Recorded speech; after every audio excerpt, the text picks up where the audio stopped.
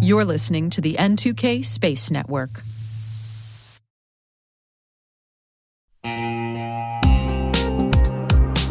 Ever wished you could rebuild your network from scratch to make it more secure, scalable, and simple? Meet Meter, the company reimagining enterprise networking from the ground up. Meter builds full-stack, zero-trust networks, including hardware, firmware, and software, all designed to work seamlessly together. The result? Fast, reliable, and secure connectivity without the constant patching, vendor juggling, or hidden costs. From wired and wireless to routing, switching, firewalls, DNS security, and VPN, every layer is integrated and continuously protected in one unified platform. And since it's delivered as one predictable monthly service, you skip the heavy capital costs and endless upgrade cycles. Meter even buys back your old infrastructure to make switching effortless. Transform complexity into simplicity and give your team time to focus on what really matters, helping your business and customers thrive. Learn more and book your demo at meter.com/cyberwire. That's METER.com/cyberwire.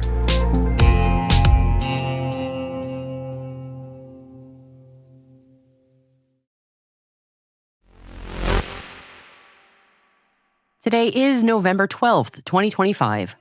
I'm Maria Varmazes, and this is T-Minus. T-minus 20 seconds to LOS T-Dress. Go for deploy. Roger, roll.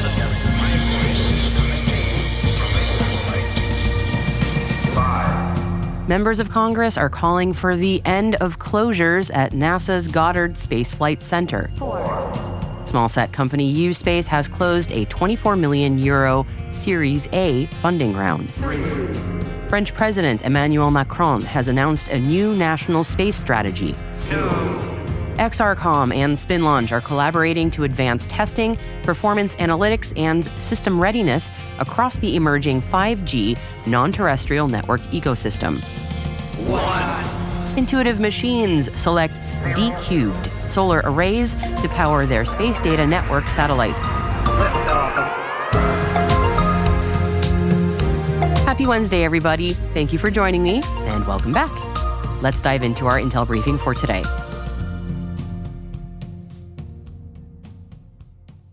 First up, it's not an industry secret anymore that Intuitive Machines have big plans to become a prime in space. And part of that plan is building a space data network that spans Earth proximity, cislunar, and extended cislunar regions. The network is being designed to support activity from the surface of the moon to 2 million kilometers from Earth. It aims to serve a diverse set of customers, including commercial operators, national space agencies, national security space, and scientific institutions. The production for the start of this network is already underway, and Intuitive Machines has selected Dcubed to provide the solar array subsystem for the initial spacecraft. Now, Dcubed produces a compact, rigid, deployable array engineered for reliable performance in harsh space environments. Dcubed will provide 2 rigid deployable solar wings designed to deliver 2 kilowatts of end-of-life power output for Intuitive Machines' spacecraft. Intuitive Machines is aiming to deploy the first of 6 satellites in the network as early as next year. We do see big things on the horizon for this new network and for Intuitive Machines as a whole. Next up, XRComm and SpinLaunch are collaborating to advance testing, performance analytics, and system readiness across the emerging 5G non-terrestrial network ecosystem.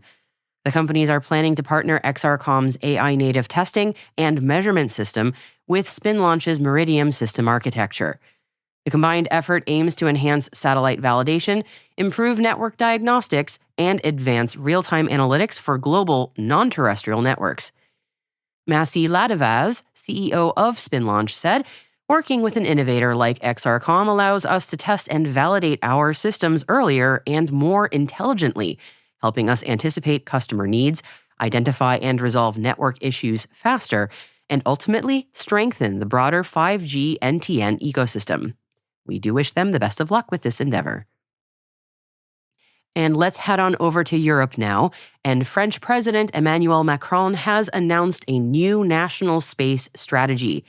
Macron emphasized that space is no longer peaceful, and the strategy reflects a more defensive stance.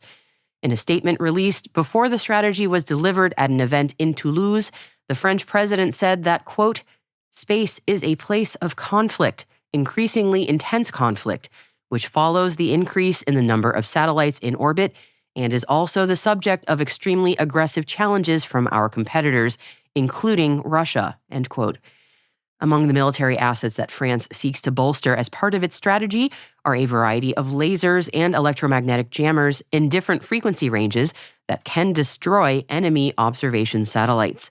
We do expect to hear more details about the collective European strategy in the coming weeks. And for our next story, we are staying in France. Smallsat company U-Space has closed a €24 million Series A funding round.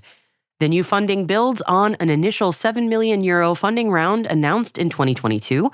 U-Space has made a name for itself in the small satellite manufacturing market, as they already have 3 satellites in orbit and around 10 more are currently in production, with plans to be delivered over the next year ahead. The company does have major contracts signed with companies and organizations such as CNES and Safran. U-Space says it will use the new capital to expand into global markets and ramp up production of their satellites to ultimately produce 1 satellite per week by 2027. And let's head on over to the United States for this last story now.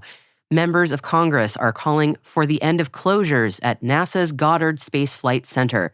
Representative Zoe Lofgren, who is the ranking Democrat on the Committee on Science, Space, and Technology, has demanded that NASA cease facility closures that have taken place during the government shutdown and immediately halt its consolidation activities at Goddard. Lofgren sent a letter on Monday, November 10th, to NASA Acting Administrator Sean Duffy, giving the space agency 24 hours to respond with confirmation that all lab closures and workplace relocations have ceased. It states, and I quote, "NASA must stop what it is doing at Goddard and submit to oversight by Congress and the OIG before it inflicts permanent damage on agency scientific capabilities with severe and lasting consequences," end quote. As many as 13 major Goddard campus facilities are currently marked for closure by March 2026.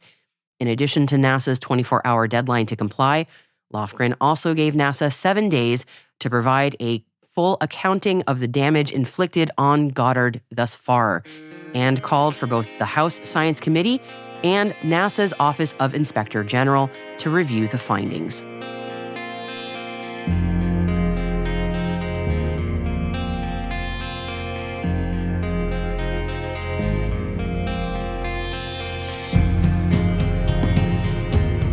And that is it for today's Intel Briefing, my friends. As always, you can find out more about all of today's stories by checking out the show notes in your podcast app, as well as by going directly to our website, which is space.n2k.com. Hello there, T-Minus listeners. And whether you've been listening to T-Minus from the very start, or this is your very first episode tuning in, I want to say thank you very much for listening. And if you like what we are doing here at T-Minus, your support will help us grow and bring you more of the insights and the guest interviews that you enjoy. So if you could take a moment and leave us a 5-star rating and short review in whatever podcast app that you use, I would appreciate it so much. Go ahead, why not? Just tell us about your favorite can't-miss monthly segment, like the Aerospace Corporation's Nexus segment, which we just ran earlier this week. I'd love to hear what your thoughts are about it. All of this kind of feedback really does help. And I wouldn't be much of a podcast host if I didn't drop an obligatory like and subscribe now and then after all, so please do, and thank you.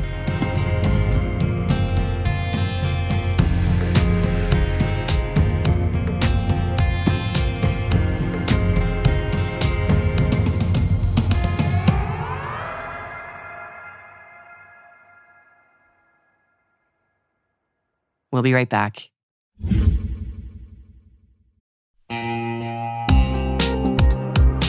At Thales, they know cybersecurity can be tough and you can't protect everything. But with Thales, you can secure what matters most. With Thales's industry-leading platforms, you can protect critical applications, data, and identities anywhere and at scale with the highest ROI. That's why the most trusted brands and largest banks, retailers, and healthcare companies in the world rely on Thales to protect what matters most: applications, data, and identity. That's Thales. Thales. Learn more at thalesgroup.com/cyber.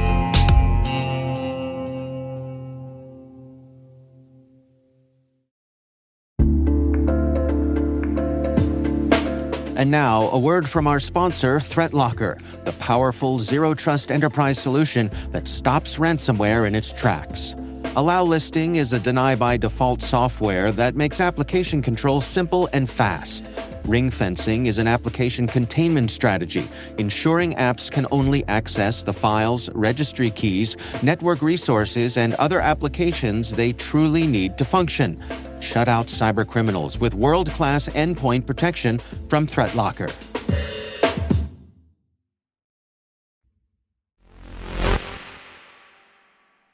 Welcome back. Friends, if you were jealous of the aurora photos that you saw all over the internet last May, please keep your eyes to the skies tonight and pray for clear weather, because according to the NOAA Space Weather Prediction Center, as of today at 1:40 p.m. UTC, we are officially in a severe geomagnetic storm watch for November 12th. That's today, with expected geomagnetic storm conditions to hit G4 tonight, or even greater. We could actually get to G5. Oh my God. Now, G4 is the same strength of geomagnetic storming that we saw last May. So this evening, if you want to see some gorgeous light shows, look north if you are in the northern hemisphere, and look south if you are in the southern hemisphere. After all, Australia's Bureau of Meteorology Space Weather Forecasting Center put out an aurora alert on Tuesday afternoon, in fact, with auroral conditions expected to be quite lovely through to Thursday locally. And you know that space weather is serious business beyond just pretty pictures, especially when it impacts life on the ground and in orbit. In fact, here's a highly relevant update from Blue Origin at the time of this recording, and I quote, "New Glenn is ready to launch. However, due to highly elevated solar activity and its potential effects on the Dcubed spacecraft, NASA is postponing launch until space weather conditions improve. We are currently assessing opportunities to establish our next launch window based on forecasted space weather and range availability." Space weather affecting a rocket launch. It is a shame, but also kind of awesome too. And a last little bit of trivia for you today before we head out, because it is space launch related. Florida's Space Coast just officially shattered their yearly launch record with a SpaceX Starlink launch on Monday. Cape Canaveral has now had a record 94 space launches this year so far, and yes, more are coming. So do not at all be surprised when you inevitably hear that they hit or surpass 100 launches this year. Yes, we are nearing 100 rocket launches in 1 year from just one location. Truly, when you think about it, the dream born of the Space Shuttle program was brought to life by the private space sector, especially the SpaceX Falcon 9. Pretty darn remarkable.